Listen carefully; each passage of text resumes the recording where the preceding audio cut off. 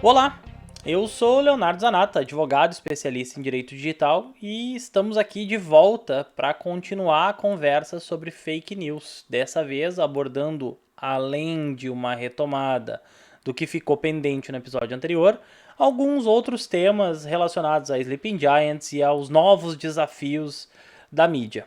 Só para a gente se situar, hoje é dia 13 de junho e o projeto de lei que nós falamos ali atrás, que estabelece as questões das fake news e estabelece, tipifica a propagação de fake news ou criminaliza a propagação desse tipo de conduta, não foi deliberada, não foi votada, então até o momento nós permanecemos sem um desdobramento específico para essa situação. Isso aí. E eu aqui sou Andressa Grifante, jornalista, empresária na agência RS Bloggers. Tô aqui para seguir a conversa então com o Léo sobre fake news. E de fato a gente tinha essa ideia de que eles adiariam de novo essa proposta, né, esse projeto de lei.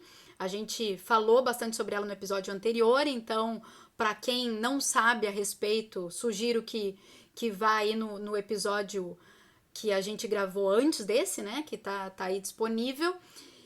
E vamos seguir retomando então de onde a gente parou, porque a gente falava da regulamentação, mas a gente também falou sobre a educação, né? A conscientização das pessoas, que é outro tópico aí pra gente realmente fugir das fake news ou combater, de certa forma, as fake news. E o terceiro ponto é atacar quem financia esse tipo de notícia falsa, né? Não, a novidade é só a forma e o alcance, né? Porque a fake news é uma história velha contada com uma roupagem nova. Isso. Desde quando tu fala sobre fake news? Tu dá palestras no tema? Isso é Já assunto levanto essa desde bola há quando? uns 6 ou 7 anos, Andressa, que eu venho falando sobre isso, mas as fake news em si, elas já remontam desde da Primeira Guerra, quando se tinha questões de contra-inteligência e produção de informações falsas para induzir os inimigos em erro, o outro lado em erro, né? Então, a cultura da notícia falsa já existe desde sempre. Ela tá aí. Né? Agora só ela tem um alcance maior e ela alcança a mim, ela alcança a ti, ela alcança a nossa tia do WhatsApp, ela alcança o vô, a avó, aos pais. Eu diria que o que a gente pode puxar de novidade aí dentro desse tema é a rapidez com que ela vem se propagando em função desse crescente uso das redes sociais, né? A presença das redes sociais na nossa vida, que é cada vez maior, e a própria pandemia, que é algo super recente. Estamos aqui passando ainda pelo isolamento social, respeitando as ordens de isolamento social nesse 13 de junho. E eu vou ler aqui algumas manchetes que uma pesquisa, um estudo da Avaz, divulgou. São manchetes falsas sobre o novo coronavírus que grande parte dos brasileiros, né, esses que foram alvo dessa pesquisa, né, que foram entrevistados, eles entraram em contato com essas manchetes. Então foram manchetes que circularam bastante falando sobre o coronavírus, notícias falsas. Então são elas: uma, o novo coronavírus foi criado em um laboratório secreto da China. 2, o novo coronavírus é como qualquer gripe, tem os mesmos sintomas e uma taxa de mortalidade igual ou inferior à gripe comum. E 3, tomar grandes doses de vitamina C pode retardar ou até impedir a infecção do novo coronavírus.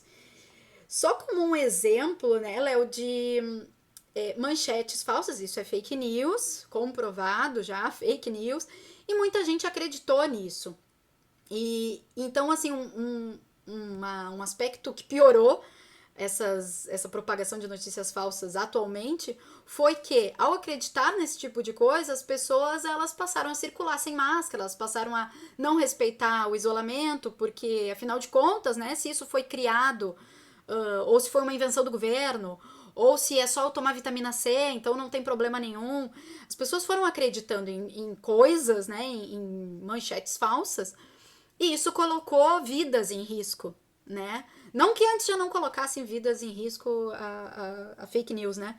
Mas eu acho que com a pandemia isso veio à tona e piorou Sim, o a cenário. facilidade com que se fabrica uma notícia falsa e com que tu propaga ela e o alcance que ela obtém, eu acho que é algo realmente nunca visto antes. E aí, eu tenho aqui alguns links também. Eu vou passar para a audiência, que são links de checadores de notícia. Hoje é uma das formas de a gente validar, né, se uma notícia é verdadeira ou falsa, se uma informação realmente procede ou não. Então, são sites aí que são os principais, né? São os mais acessados, os mais atualizados, inclusive. Um deles é o aosfatos.org, que é um projeto independente e multiplataforma. Outro é o projeto Comprova, que se autodenomina jornalismo colaborativo contra a desinformação, então tem aí o apoio de vários veículos de comunicação. Outro é a Agência Lupa, que está ligado à Folha de São Paulo. Fato ou Fake, que é ligado ao G1. E Farsas, farsas.com, que é um projeto independente e usa a internet para desmistificar as histórias que circulam aí na própria internet. Andressa, esses realmente contemplam os melhores e mais acurados sites que tratam, né, da maior parte, pelo menos, das informações ou desses boatos, desses fakes, todos eles estão contemplados nesse site. E todos eles vão estar na descrição do episódio também, tá?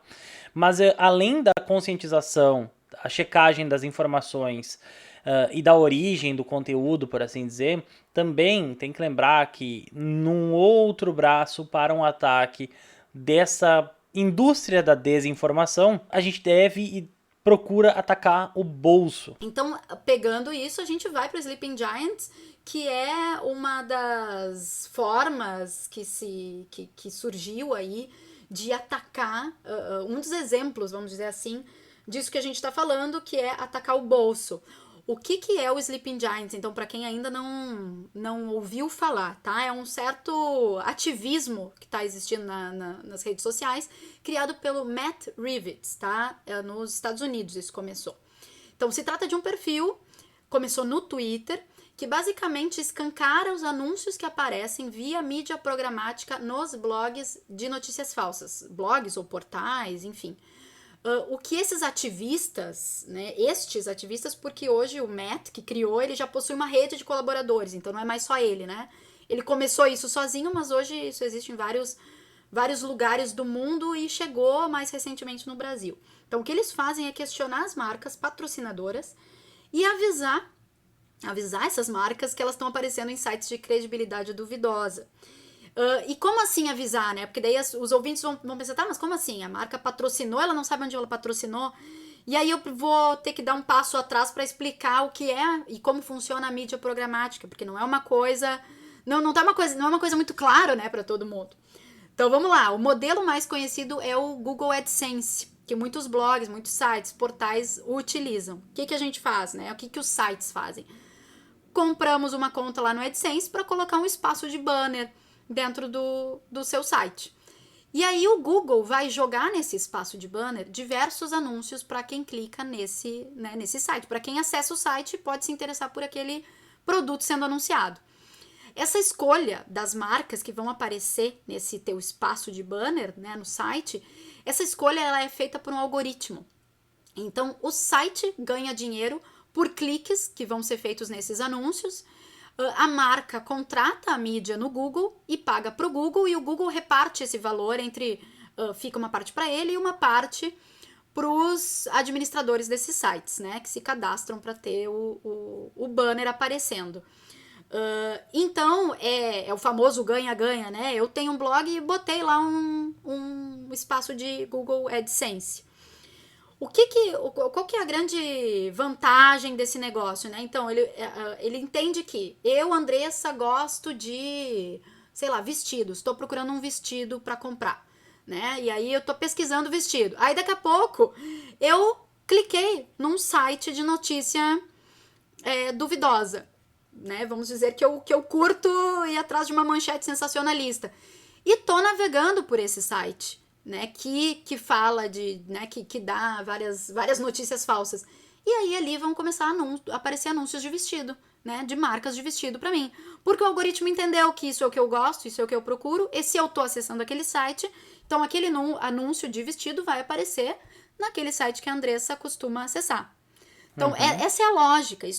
Né, se a gente pensar nesse modelo, foi um modelo muito bem feito que beneficia o site, porque se eu tô lá nesse site e clico para ver o vestido, a marca que paga por cliques, né, pro Google, ela acaba deixando uma parte desse valor pro site. Então, para quem tem o site, é bom. Para quem tá procurando o vestido, também é bom. Para a marca que tá vendendo, também é bom. Até aí, tudo bem, né? Só que o que acontece é que o algoritmo começa a jogar esses anúncios em tudo que é site.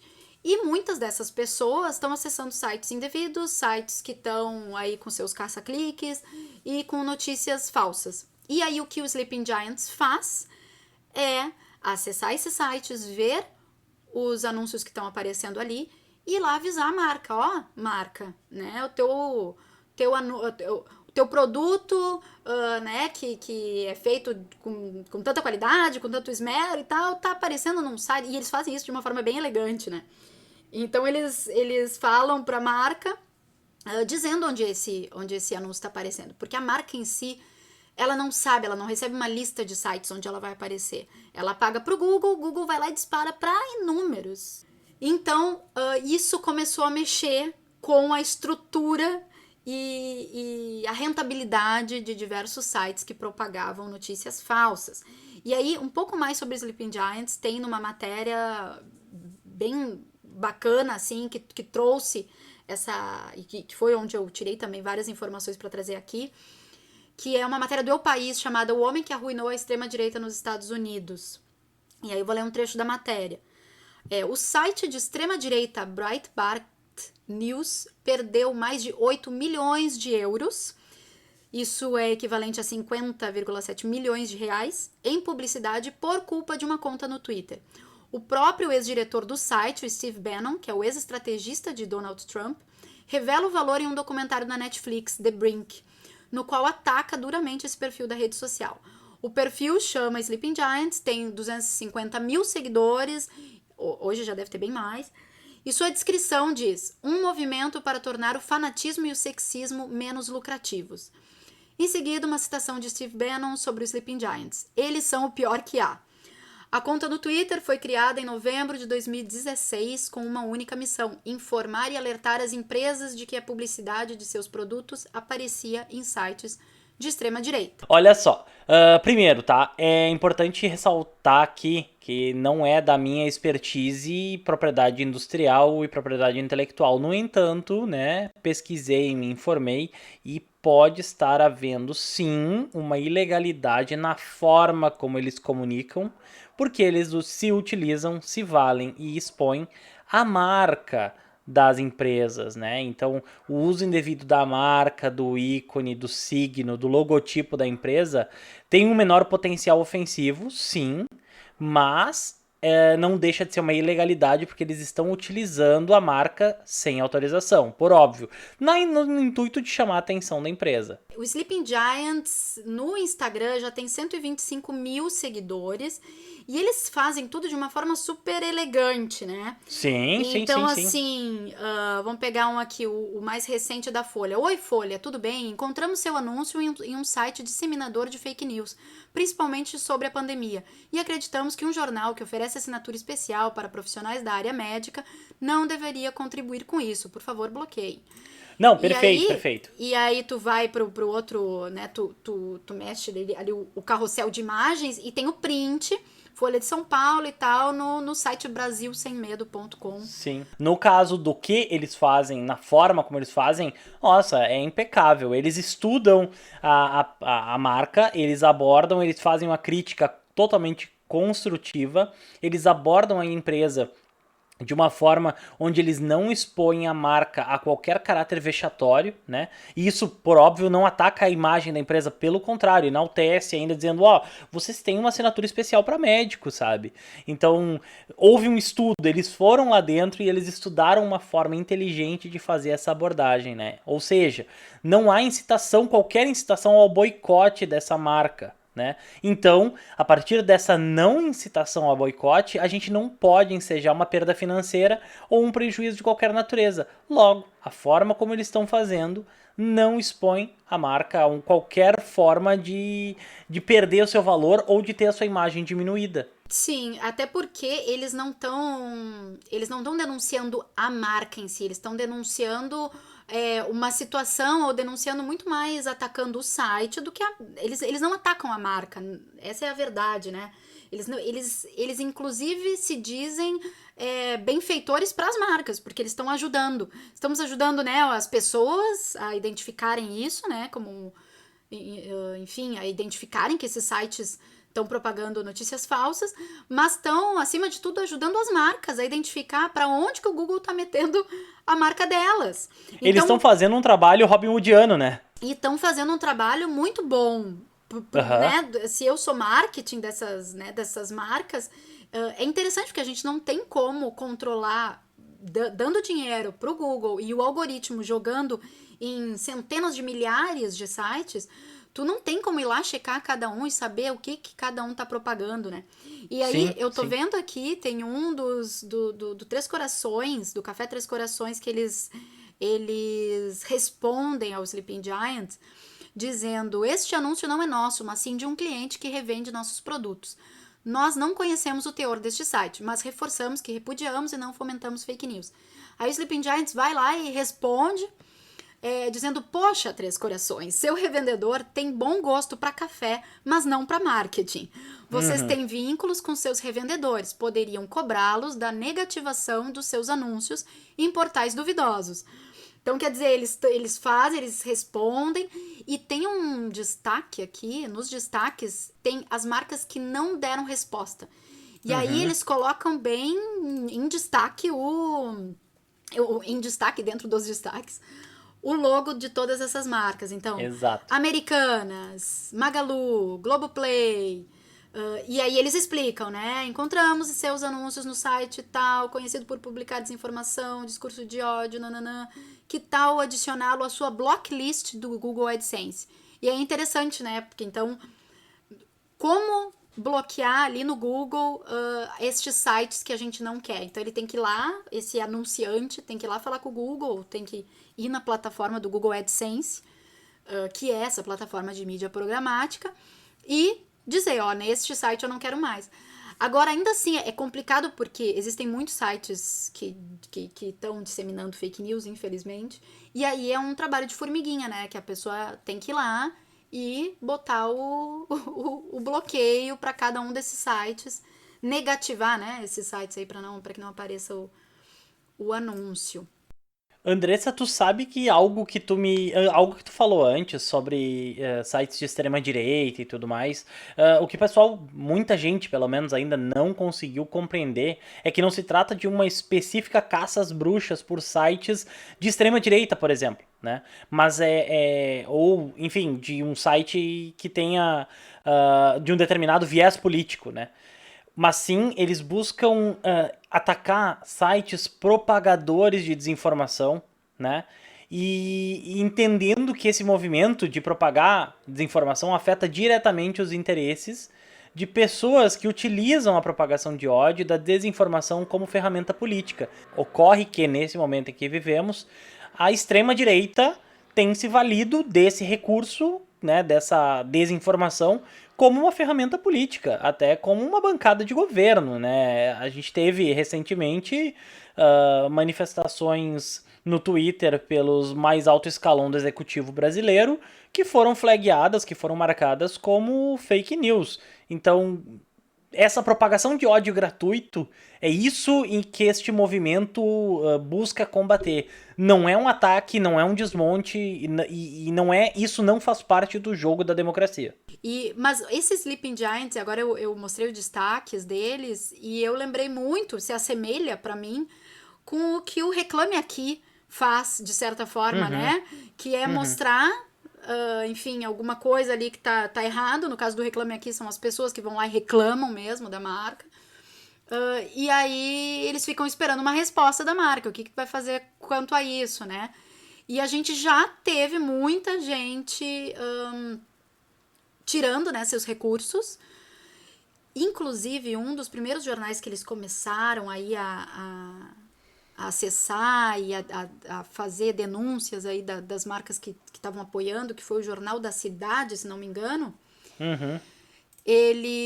Esse jornal depois publicou, eu tô procurando aqui, não tô achando, mas eles publicaram que estavam tirando a mídia programática do site, ou seja, eles iam buscar outra forma de fazer o site ser rentável, porque de fato o Sleeping Giants mexeu aí numa ferida, né? Mexendo Ele no bolso, né? mexeu no bolso, fez o pessoal rever a forma de ganhar dinheiro. E o Jornal da Cidade Online foi o primeiro alvo, por assim dizer, vamos colocar como alvo, né, dessa devassa que foi feita, e acabou, portanto, desativando e saindo do Google Ads. Mas já foi estabelecido agora a nova busca pelo site Conexão Política. Esse é um outro grande propagador de fake news que está sendo pesquisado e acionado as pessoas, as empresas que anunciam nesse site. Esse e o Brasil Sem Medo, né? Isso, Brasil Sem Medo também. Agora, Léo, eu falei que o Jornal da Cidade, então, saiu, né, mudou o modelo de negócio. E aí me faz pensar o seguinte, o Sleeping Giants, ele tá desmonetizando esses sites, ok, mas o site segue existindo, quer dizer, ele não combateu a fake news, né? Ele não combateu ele tá enfraquecendo esse Jornal da Cidade, esse site em si, porque na medida que o cara perde, né, uma fonte de dinheiro, claro que ele tá enfraquecido, mas até que ponto o Sleeping Giants vai conseguir fazer com que esses sites, porventura, saiam do ar ou passem a divulgar coisas, enfim, que tenham credibilidade, né? Sim. Aí sim, vejo isso olhando num panorama mais amplo, sem soar redundante, mas Sleeping Giants, eu acho que nem é a proposta deles derrubar sites assim. A proposta deles é desmonetizar. Nós temos os checadores de fatos que a proposta é descredibilizar a informação falsa. Eu acho que são pequenas ações aqui e ali, cá e acolá, que estão contribuindo para esse cenário macro, onde a gente vai conseguir, em algum momento, né, tomara, extirpar esse tipo de situação, ou quem sabe até fazer com que o seu alcance seja tão ínfimo que vai ficar restrito à tia do WhatsApp, sabe? Não vai tomar as proporções midiáticas que toma, não vai merecer destaque em jornais e em informação que às vezes publicam informações sobre a desinformação. E aí a gente entra num paradoxo de que a notícia falsa ela ganha tanta relevância que ela cai na mídia tradicional pra explicar que aquela notícia é falsa. Sim.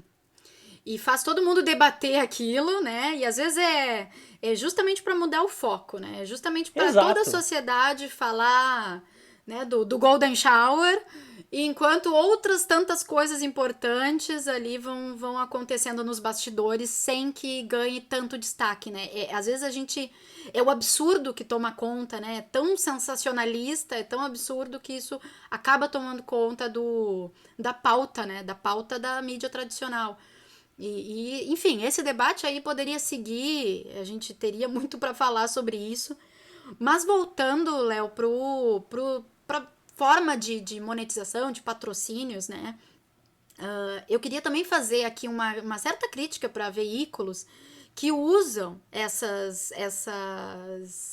esse modelo de mídia em excesso, sabe? A gente sabe que tem agora o Adblock, agora não, já tem há bastante tempo o Adblock, então as pessoas acessam esse site sem nem ver anúncio. Eu acho o modelo em si de mídia programática, ele não é ele em si um problema, ele precisa ser melhorado, mas o problema, claro, é ter sites que propaguem esse tipo de coisa. Mas nessa ânsia por monetizar e ganhar dinheiro ao mesmo tempo que também tem tanto conteúdo gratuito, aqueles veículos que têm uma notícia de credibilidade, que tem uma redação, que tem um trabalho, né, bem feito, jornalístico e tal, eles têm usado paywall ou outras formas, né, de restringir o seu conteúdo para membros assinantes, pagantes. E isso faz com que a informação a boa informação, né, a informação de credibilidade, ela acabe sendo elitizada. Sim. Então, é uma crítica, assim, que a gente também precisa fazer e entender um pouco, né, esse contexto que a gente vive, né? Porque quando as notícias de credibilidade elas só podem ser acessadas pagando, de certa forma a gente está elitizando e deixando que a parcela da sociedade que tem menos recursos tenha acesso muito mais fácil a essas notícias falsas. Sim, Por que sim, que ela sim. vai nesses blogs, nesses outros sites? Porque ali ela não precisa pagar. Inclusive tem blogs hoje, jornalistas, né, ou até alguns serviços de newsletter. O que eles fazem? Eles pagam todas essas plataformas ou, né, reúnem membros pagantes de sites para coletar essas informações e distribuir gratuitamente. Bah. Então, às vezes, tu não consegue ler, né, num site que tu não paga, mas tu consegue acessar de alguma outra forma porque alguém divulgou isso. E várias vezes isso acontece em WhatsApp, né? A gente vê também isso acontecer. Às vezes eu mando um link para alguém que não assina aquele mesmo veículo. O que eu faço? Eu vou lá, faço um print para minha amiga poder ler, né? Eu copio o texto e passo para ela poder ler. E tem gente que não assina e que tá realmente preso a esses sites, preso entre aspas, né? Mas ele vai ter um acesso muito mais fácil a esses blogs, a essas notícias, né? De blogs muitas vezes duvidosos. Longe de mim tentar estimular as pessoas a qualquer tipo de pirataria, inclusive eu repudio isso de forma veemente, tá? Mas nunca que eu instigaria as pessoas a instalarem um bloqueador de JavaScript no seu navegador para ler notícias em sites pagos ou eventualmente fazer alterações no endereço do site para conseguir ler a notícia que está por trás do paywall. Longe de mim fazer qualquer dessas recomendações, tá? A pessoa tem que ser um pouco hacker aí, né? Eu já não sei fazer essas coisas. Chama Quick JavaScript Switcher para o Google Chrome. É só baixar essa extensão que tu lê quase qualquer notícia. Não acredito. Aham. Aí é outro problema, né? É outro problema. Então, pra que ter o tal do paywall e a mídia programática se hoje tu pode bloquear o que aparece nos banners, né? E se tu consegue, inclusive, bloquear aí o JavaScript e ler mesmo sem, né, um conteúdo que seria restrito. Em função até da democratização, né, da notícia, do jornalismo, de as pessoas poderem ter acesso. Acho que o segredo ainda tá no que a gente chama de branded content, que a publicidade ela não seja intrusiva, não interrompa, né? Não é aquela coisa que tu precisa esperar os 5 segundos Meu Deus. até poder tirar o banner. E mesmo o paywall, tu tem que ir lá e tem que botar a tua inscrição e tem que fazer toda uma função ou ser um membro pagante para poder ter acesso. Eu acho que tudo isso vai dificultando e eu não sei até que ponto isso faz ainda a mídia viver mais. Eu acho que isso aos poucos está matando a imprensa. Eu vejo isso como uma sacola que tá só sufocando o próprio site, sabe? Esses paywall, esses bloqueios, essa excessiva burocracia para tu conseguir um conteúdo. É uma burocracia mesmo, uma burocracia.